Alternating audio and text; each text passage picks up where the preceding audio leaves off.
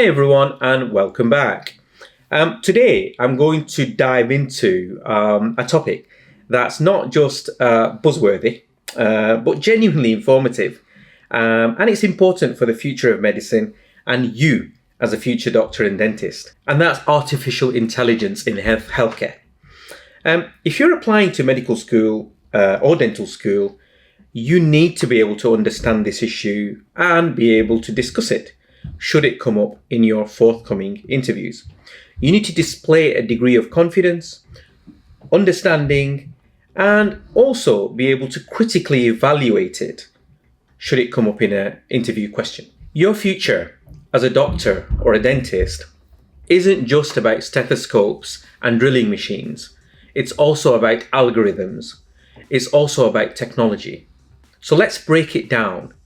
How is AI already making an impact in the UK and globally, I guess?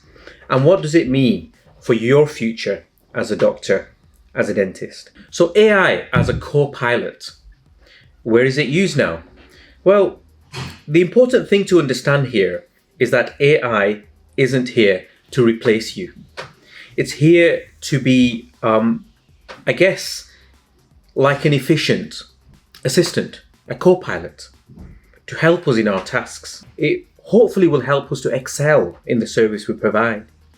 It's involved very much in pattern recognition and processing massive amounts of data faster than you and I could do, and to aid us in our work. So examples would include imaging and diagnosis. AI's biggest win right now is in radiology and pathology. Algorithms can analyze x-rays, CT scans, mammograms, and also notice subtle signs of disease.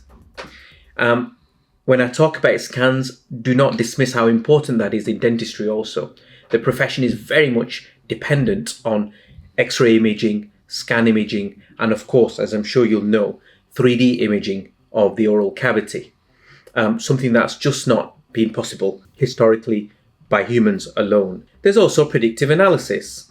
AI can sift through huge amounts of electronic health records and be able to flag up patients at high risk of developing conditions like, heart failure, sepsis. This is important. This is almost like minority report medicine, i.e. seeing things ahead of the curve, right? This moves medicine and dentistry into, from the reactive phase to the more proactive phase, i.e. allowing us to intervene before a crisis occurs. Of course, AI is also involved in administration and efficiency. AI is automating systems. It's reducing time-consuming tasks. For example, drafting clinical notes, managing appointment schedules, and even summarizing vast bodies of research. This gives clinicians priceless commodity, which is time. Time that we can take back to us and use it to care for our patients. Let's look at it from an ethical angle, and that's important for your interviews. Now, this is where medical and dental school interviews like to focus on. Introduction of AI raises some crucial ethical concerns, i.e. you need to be prepared to discuss these because the 4 pillars, as you know, autonomy, beneficence, non-maleficence, and justice, they can all be intertwined and woven into considerations around AI. First thing to think about is bias and justice.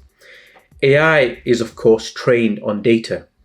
If the data used to train an algorithm is primarily from one ethnic group or a certain socioeconomic background, the AI might perform less accurately for other groups. Yeah, do you see the logic there? This could worsen existing health inequalities. You must understand that. AI systems can only be as unbiased as the data they learn from, the data you and I provide. The other point to think about is accountability. Accountability is if an AI-assisted diagnostic tool misdiagnoses a patient and then that leads to harm, who is responsible? Is it the doctor who used the tool? Is it the hospital that bought the software? Or is it the company that programmed the algorithm. The GMC and the GDC state that the doctor, the clinician, is accountable. So really the blame lies on the clinical decision maker. Even if the AI tool informed that decision, it's the doctor that takes the flak. So therefore, the clinician must use their human judgment to critique and challenge the AI's output.